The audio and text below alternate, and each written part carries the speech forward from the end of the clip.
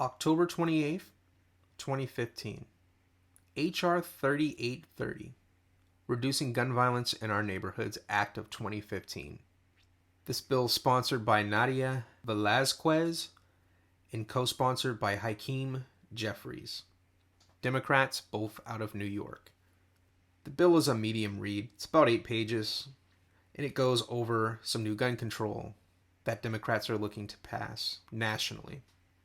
I call it the Tax and Track Bill, and what it does is it imposes a tax via some changes in the tax code, Section 4181 in the IRS Code of 1986. It changes some language to impose a $100 tax on a manufacturer, producer, or importer of any firearms. And this tax is $100.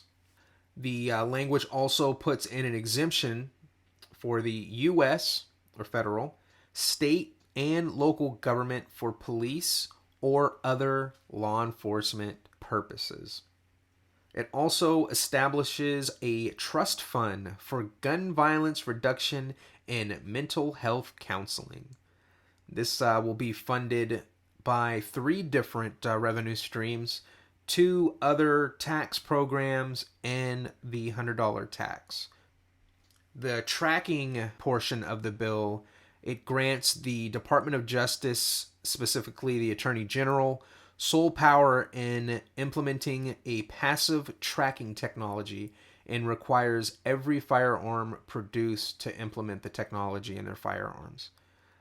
Section A enables a firearm to be identified by a mobile or fixed reading device. Section B does not emit or broadcast an electronic signal or other information that would enable the firearm or its owner to be monitored or tracked. Considerations. Section A, the right to privacy and the right to firearms ownership under the Second Amendment and the Fourth Amendment, respectfully. The ability of law enforcement authorities to use the capability to track lost and stolen guns. Section C, the ability of manufacturers to incorporate the capability using existing manufacturing processes. And then we have penalty. Prohibition, unlawful for a person or affecting interstate or foreign commerce to manufacture a firearm that does not have the passive identification capability that meets the national standard established under subsection A. 2. Civil penalty. After notice of opportunity for hearing, the Attorney General shall impose on a person who violates paragraph 1 a civil money penalty in such amount not exceeding $1,000 per firearm. In Section 3, effective date. This subsection will take effect on such date as the Attorney General shall prescribe in regulation that is not later than 3 years after the establishment of the national standard under subsection 1. There's also a section for reporting of lost and stolen firearms. In general, within 1 year after the date of enactment of this act, the Director of the Bureau of Alcohol, Tobacco, Firearms, and Explosives shall establish a database of firearms reported to be lost or stolen in the United States, which shall be known as the National Database of Lost and Stolen Firearms. Contents. The database shall include the following information with respect to each firearm reported to the database. A description of the firearm, including the type of firearm, whether the firearm is reported lost or stolen, the date of the report, the name of the owner of the firearm, if that is known, the name of the location of the person from whom the firearm was obtained, if that is known, the location where the firearm is reported to have been lost or stolen, whether the firearm has been reported to the database as having been recovered since being reported to the database that it was stolen or lost, availability of the database. The information in the database shall be made available to all federal, state, and local law enforcement authorities. Reporting of lost or stolen firearms to local law enforcement authorities. Section 1. Reporting requirements. Section 922 of Title 18, United States Code, is amended by adding at the end the following. Within 48 hours after a person who owns a firearm that has been shipped or transported in interstate or foreign commerce discovers the theft or loss of the firearm, the person shall report the theft or loss to local law enforcement authorities. Penalty. Section 924 of such title is amended by adding at the end the following: penalty for failure to report lost or stolen firearms. Whoever violates Section 922 AA shall be fined $10,000 with respect to each firearm involved in the violation.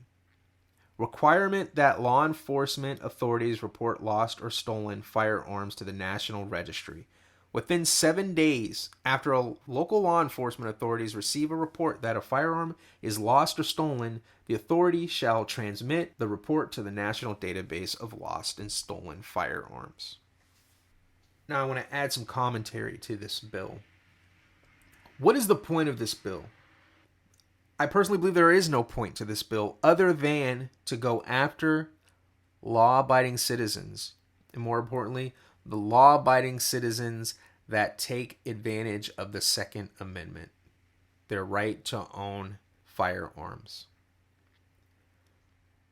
There's no law altered in this bill that would shame, alter behavior, correct violent criminals. There's no change in the law to stop fast tracking of criminals through the prison system and back onto the streets. There are no mandatory minimums for repeat violent offenders of violent crimes or crimes using illegal firearms. There are no bans on district attorneys or assistant district attorneys for plea bargaining criminals back into the streets or plea bargaining repeat criminals to get back onto the streets faster so that they can complete the cycle of prison to streets to prison to streets, where a lot of them get kickbacks and a lot of them just make money off of the system of the same group of criminals going in and out of jail, paying fines, having court cases and things like that that keep them around. In my hometown, my home city of Erie, Pennsylvania, you have this going on where the same criminals are cycling in and out of jail. Firearms violations, robberies, beatings, shootings, assaults, threats, terroristic threats. Same guys, if you were to follow the news, are cycling in and out of jail. And this is causing a spike in violence. And what's happening is the federal government is providing grant money to these cities that pays attorneys, ADAs or DAs, to go into special programs where they get additional money in the form of salary to prosecute these cases. They'll get a special program and they'll make more money. So it is almost like it's like a system set up where you profit from policing. You profit from poor policing of your area or your city. And this is going on in a lot of cities across the United States, like Ferguson, Missouri was one of them. Erie, Pennsylvania is another one. This bill is about installing conditions on the Second Amendment using the IRS. And this is not a new thing. This has been going on since the 30s. Now let's talk about this $100 tax. It's an unconstitutional, unjust tax on the firearms industry to punish them for criminals that they let run the streets. This tax would be levied on companies like Sig Sauer as a manufacturer, Century Arms as an importer, and companies like Rain Ordnance, who creates New York and California legal weapons systems. They would be crushed by this $100 tax and would be forced to pass the tax on to the customers in the form of price hikes. No way around it. And the trust fund, let's not even talk about that because it's a complete scam. It's going to be a piggy bank for some subcommittee to cherry pick grassroots anti-gun organizations and funnel money through them to pay for bogus and one-sided biased studies. So let's take a look at the track portion. Tracking technology, something that has been a hot topic since Sandy Hook. How are they going to track the firearms? And they have a lot of companies working on technologies right now. And I know in the bill itself, it states that the tracking technologies must be passive and must not transmit or emit data or allow the firearm to be tracked or its owner to be tracked. Let's look at some other bills that we've had just in the past 7 days.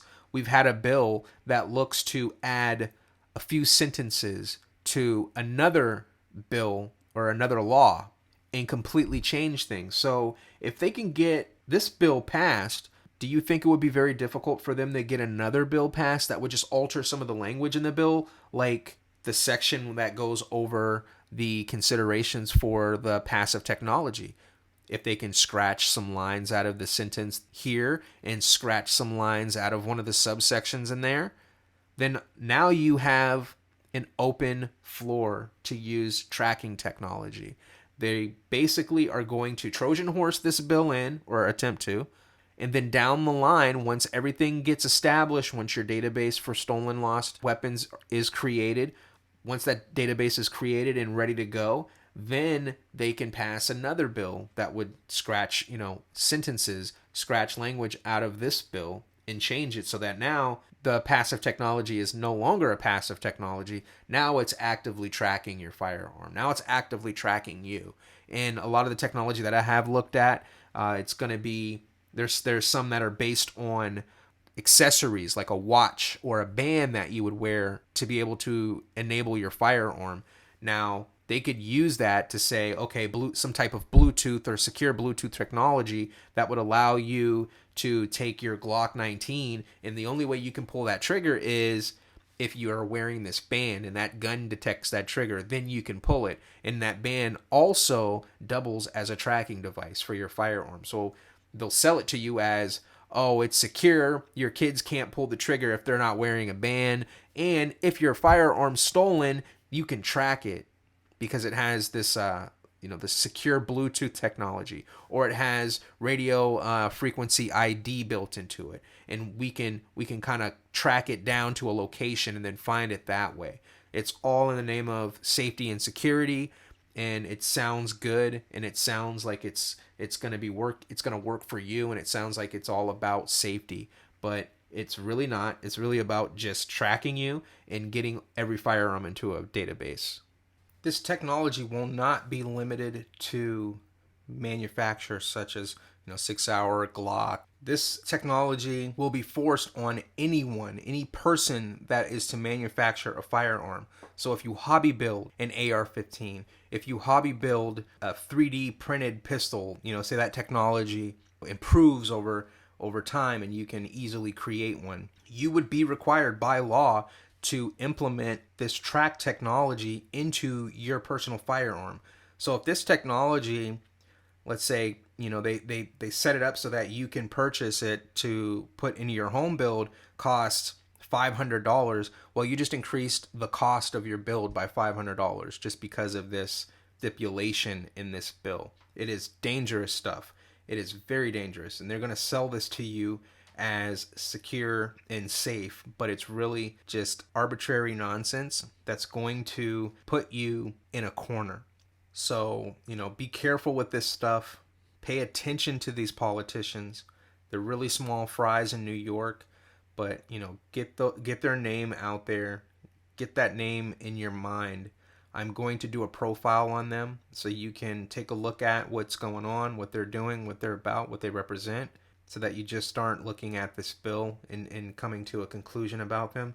You can actually see what they're all about, what other things they support, so you can make your own conclusion on whether or not these are good people to have in office. And if they aren't, you can get them voted out, do what you have to do. I want to talk about the penalties for these new laws. And again, you have to understand that these laws are not for actual criminals that you're thinking gangsters, gang members who are running around Chicago shooting and maiming innocent children, innocent adults. None of these laws are created to stop or punish them at all. You can clearly tell that by looking through this stuff. They're not going to go after those guys with this stuff because those guys don't have money. They're not going to be able to pay this stuff, and there's plenty of them. So this stuff is for me and you. These penalties, $1,000 if you do not have a tracking technology firearm. So if your firearm does not have the tracking technology that they put forth, $1,000 per firearm. Hobby builder, you build 3 AR pistols. You don't have the money to install the tracking technology in all 3 pistols. Let's just be nice and say it's $500 a pop. And we know it's going to be more than that, but just being nice, let's say it's $500 a pop, $1,500 for 3 guns. It's unrealistic, and the point of it is to dissuade you from building your firearms, period. So what you're going to do is you're either not going to build, or you're going to build them without the technology, and they're going to bust you, and they're going to fine you $1,000 per gun, and then you're still going to have to put the tracking technology in it. And that's if the penalty isn't just a money penalty. They don't take your gun rights away from you. So you then got to toss the build, or you got to pay the $500 a pop, then the $1,000 fine per firearm. How fair is that? Then the most ridiculous fine is the $10,000 for not reporting your firearm lost or stolen. And you go, well, why wouldn't someone who's a law-abiding citizen not report their firearm lost and stolen? Maybe if you don't know it's lost and stolen. And I have run across that many times, especially with older folks that live in rural areas where they might have a rifle that they don't use. It's just a tool that has been in their family for decades. And someone goes out there from the city and steals it, or a family member takes it and sells it. And I've run across this so many times living in that type of area that I used to live in. Gets stolen. Grandpa has no clue that his rifle from 1973 is missing, and some guy in the city is using it to rob grocery stores or gas stations, and they bust them and they get the weapon and they say, this guy's been running around doing, committing crimes with this rifle for a year and a half, and it hasn't been reported stolen in the national database. So then they start looking at Grandpa, and then it's a judgment call. So you have, a person, an agent possibly in an office that gets to decide whether or not your grandfather takes a $10,000 hit because he didn't report a firearm lost and stolen that he didn't know was lost or stolen. So you really have to be careful with this stuff. You really need to make sure laws like this do not touch the books, because they are dangerous. They do more damage to citizens than they actually help the citizens. And they get these liberal Democrats to blindly vote for this stuff because it has a trendy name, like Keeping Our Neighborhoods Safe from Gun Violence Act. This bill has nothing to do with saving neighborhoods. All it is about is punishing companies and punishing people because they like guns. End of story. So, take a look at this bill. I'm going to put the link up in the video. You can check out the bill and read over it yourself. I'd like to thank you for subscribing. I'd like to thank you for checking out my video, and drop a comment to tell me what you think about this. I'll see you next time.